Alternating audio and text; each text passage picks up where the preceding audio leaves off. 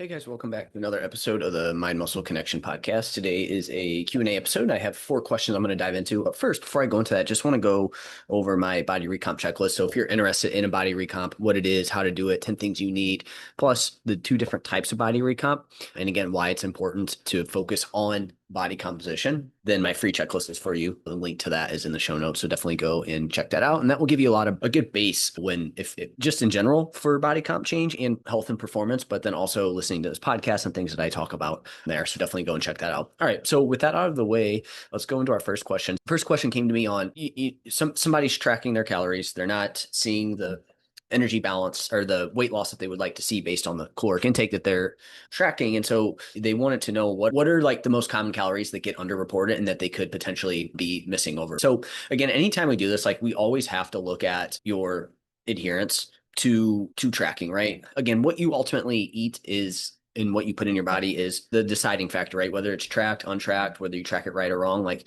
that is ultimately the most important thing. So if we're not seeing our weight trend in the direction we want over time, somewhere along the lines, we are over consuming calories, under consuming calories, whatever it may be. And so we need to look into that more. But we have to look at adherence. If only track 60, 70% of the time and you get, say, 1,800 calories, what does that 30 to 40% look like the rest of the time? And typically situations, and we'll talk about these types of foods, when people don't track, that's where they're less likely to really go off plan. And this is where some of these foods that I'm going to talk about here really can start to add up, again, from a tracking standpoint, and especially if you don't track during that time, right? Because these can really start to add up there.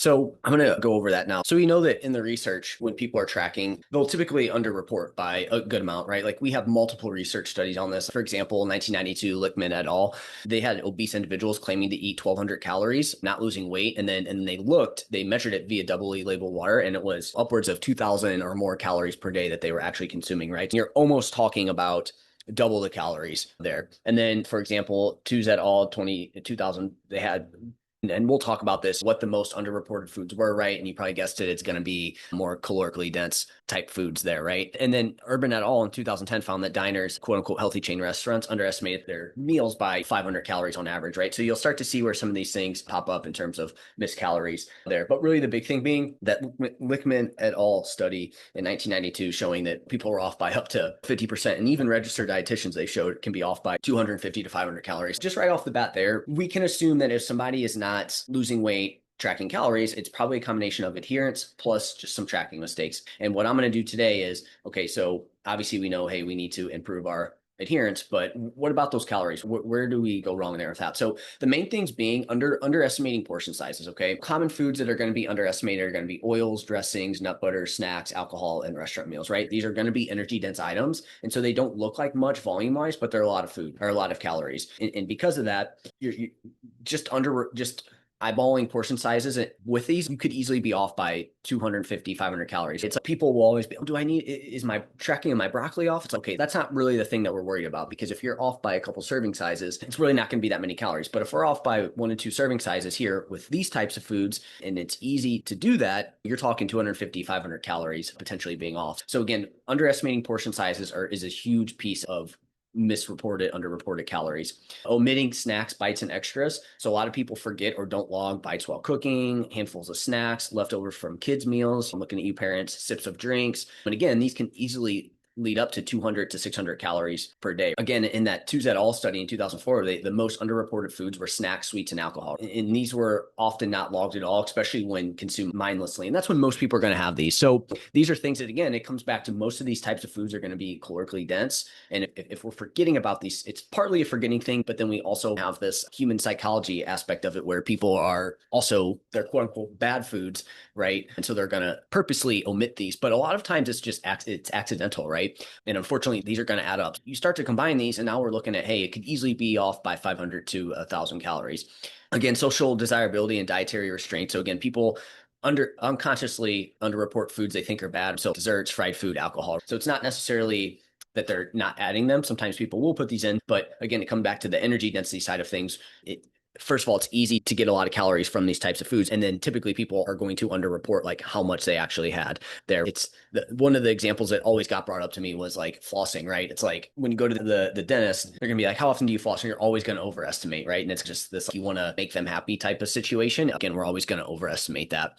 And again, they found that this is especially common in individuals trying to lose weight or those with high dietary restraint scores, right? So in Blundell in 1998, they found that women underreported quote unquote forbidden foods like chocolate and alcohol more than other items. So it's partly misestimating, but it's also they just don't log them at all. Again, we're underestimating cooking fats and add-ons. So cooking oils, butter, sauces, dressing, cheeses, stuff like that. They often aren't tracked. And not only are they not tracked, they're often not tracked unless weighed. So this is a common one. And when I look at a client's food log and I'm like, okay, so you had chicken, broccoli, and rice. You didn't add anything else. So I actually did this and that, and there was okay. Now we're starting to see where, okay, yeah, maybe you're tracking 1,300 calories, but now that meal that was 300 calories turned into 700 calories super quick, right? And so now it could be one thing for one person, but it's typically multiple things that start to add up. And then lastly, restaurant and takeout food. So if you're typically going out to eat more than 2 to 3 times a week, you're likely going to be underreporting calories, right? People are going to almost always underreport in restaurant meals, even things that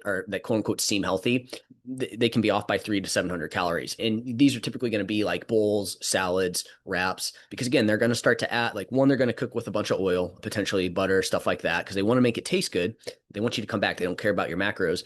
And then you're talking dressings and sauces that they put on. So a lot of these kind of go hand in hand here. So really, if you sum up these 5 things here, we're looking at calorie dense foods that are easy to underestimate, but then when you do underestimate, that calories add up quickly. So again, you're looking at nut butters, nuts, seed nuts, again, healthy things that people think are healthy, like salads, potentially meals out, alcohol. And then obviously some people are also like purposely underreporting those things too, and accidentally as well too. So some other things that I commonly see here are with actual tracking and what can be going on. Here's one, people just log at the end of the day. So this is more like skill-based type things that people do is they log at the end of the day.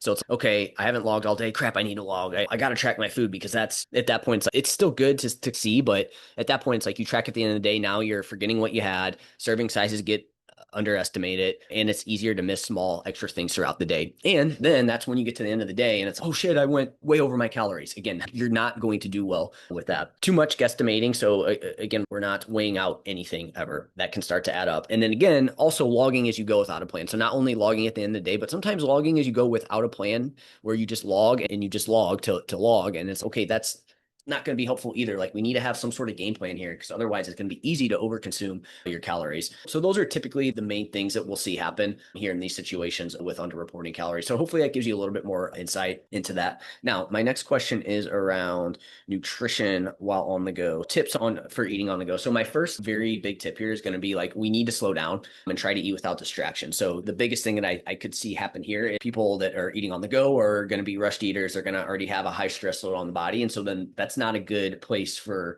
your body to be to absorb the nutrients that you need. And again, that could lead to gut issues. And then when we don't absorb things, then we just continue to be hungrier and hungrier, right? So we need to slow down when we're eating on the go, right? Other than that, like you'll likely need to bring some protein sources with you or find places with solid protein options and potentially getting double protein here at these places, okay?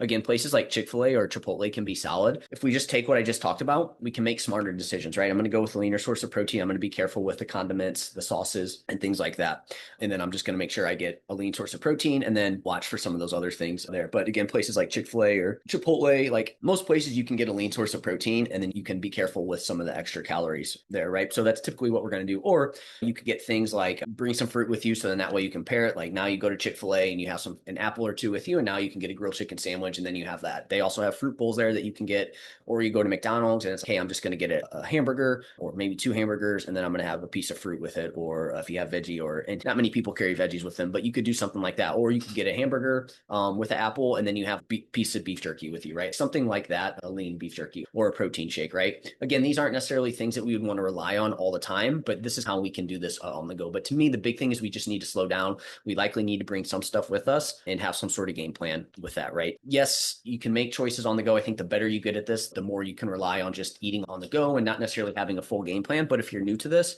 you need to have some sort of game plan. This can be like, hey, we're going to be going here and here. Okay, I know there's a Chick-fil-A here. I'm going to go there. This is what I'm going to get there. Or, hey, we're going to be going from here to here. There's not really any good choices. are good places that I can think of that are around there. All right, I'm going to bring either protein bar, protein shake, a beef jerky with me, maybe a couple pieces of fruit, and then I'm going to get, hey, there's always a McDonald's somewhere, right? All right, I'm going to go to McDonald's there or whatever place, right? So that's typically how we would do it. And again, I think the newer you are to this, the less skilled you are with it. You need to have some sort of game plan. And then the more skilled you get, you can start to get you can be a little bit better with not necessarily having a game plan and just being more reactive. But also understand too that this is all relative to how often is this happening? Is it one time throughout the day? Like really the big thing being how often is this happening? What is your ultimate goal as well too, right? These are all things we need to consider in this situation. So hopefully that was helpful. Let me know if you have any questions on that. Now, I got another question around training during traveling tips. So to me, the lowest hanging fruit needs to be get your steps/activity in. So that's to me, no matter what, that's like the main thing. That's the main thing we want to do. And we always want to fall back on that. Now, from there, I think it's really contingent on how long are you traveling? Okay. Are you traveling 1 to 3 days?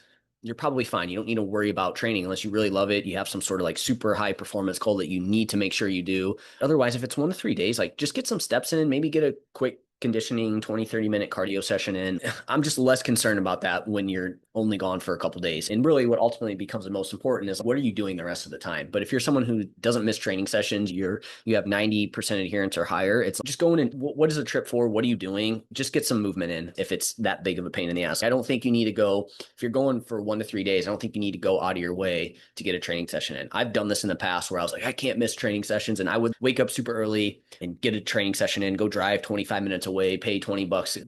That's stupid. You don't need to do that unless you really enjoy it and it's not a huge constraint on a huge like a huge strain on you, but then also the people that you're with as well too, right? We just like 1 to 3 days is no big deal. Now, if you're going longer, then I think it starts to be more important that you may want to get in some sort of conditioning or weight training session in where possible, right? Even then, you don't necessarily have to, but if we're talking, hey, you're going to be gone for a week plus, okay, now we definitely want to start to look at getting some things in. If you're going to be gone from that 4 to 7 day range, I still obviously want to get movement in, but I probably would, like me personally, I would get in at least one conditioning and one weight training session in as a minimum, but it ultimately comes down to you there with that. In saying this, if you have access, so I would do a conditioning session or two, and then obviously if you have access to weights, get in your training session there. What we say you can do one of each.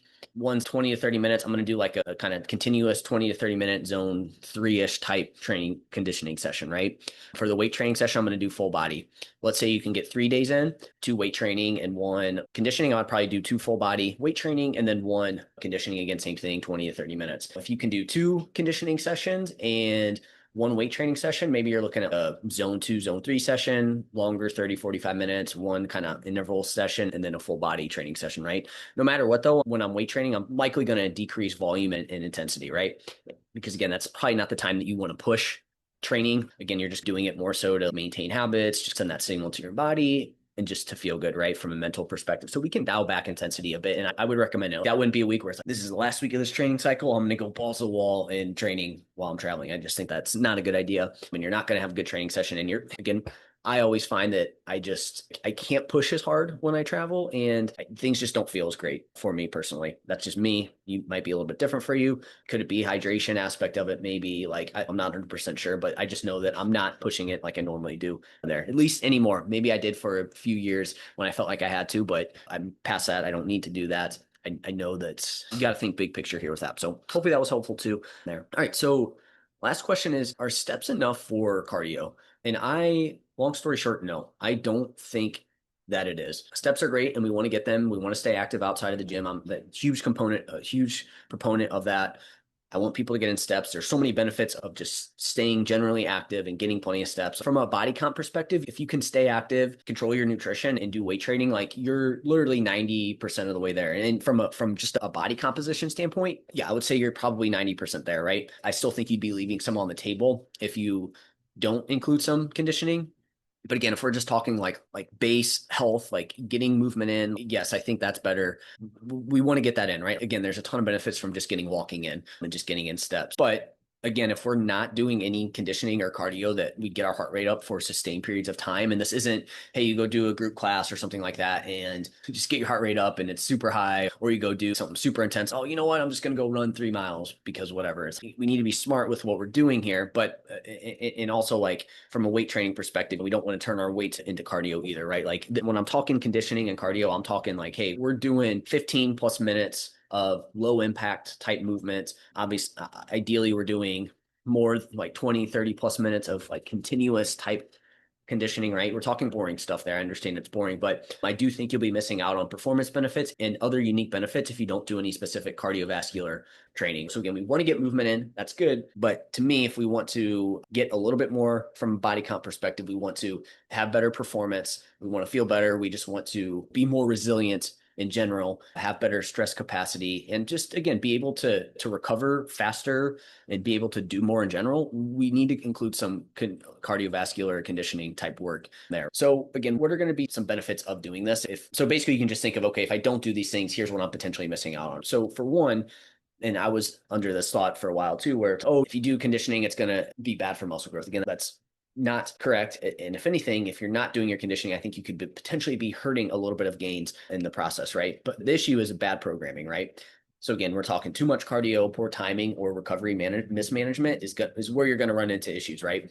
But again, proper conditioning is going to make your lifts better. And I do think, again, we're talking you probably could see another 5 to 10% improvement in terms of your body comp outside of just getting in steps, right? Again, it's often the missing link for health and recovery. So many clients, especially those with high resting heart rates, blood pressure issues, poor sleep, low libido, low testosterone, and constant fatigue, they don't necessarily need more lifting at that point, right? Like you need better cardiovascular fitness. So again, conditioning can lower systemic inflammation, improve blood flow, and make people feel great with everything that you do there. So it improves the body's ability to recover. A better aerobic base, and again, you're not going to build that by just doing steps, is going to be better parasympathetic tone, which means faster recovery between sessions, and stressful life events in general, right? And so again, you could find that you might be at your current recovery capacity by just doing steps and weights, right? So again, it enhances work capacity. It helps clients handle more training volume without burning out. And again, it lays a foundation for better strength and hypertrophy adaptations because you can actually do more quality work in a session and recover from it. Again, it supports better lifting by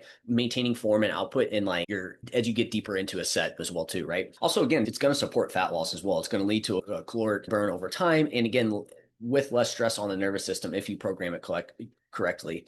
So again, it's going to make it a good fit for clients who are like under high lifestyle stress and training stress there. And again, it builds that larger calorie funnel, which means you can eat more, move more, and tap into fat, and to get into a deficit at a little bit of a higher caloric intake potentially, right? Because your expenditure is a lot higher. It increases mitochondrial density and enzymatic capacity for fat oxidation, which basically just means like you're going to be more efficient at everything you do. You're going to feel better. You're going to have more energy. And from a fat oxidation standpoint, you're just going to be better utilizing the fuel that you give your body, right? It doesn't necessarily mean you'll be better at losing body fat. It just means you're going to be better at using fat as a fuel source there.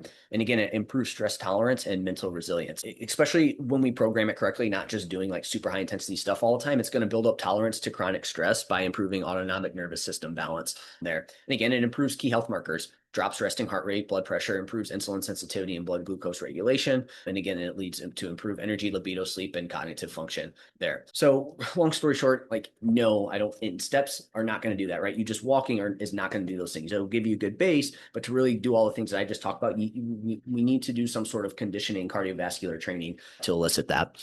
So that is why I would say you need to do more than just steps. That's it for the questions today. I hope this was super helpful. If you found this podcast to be helpful in any way, if you could leave a rating and review, and that will help more people find it. Next, if you don't yet, give me a follow on Instagram, Jeff, HOEHN_. That's where I'm most active. If you have any questions on anything I talked about, you can shoot me a message there, or just any questions in general, shoot me a message there. So that's it. Talk to you guys next time.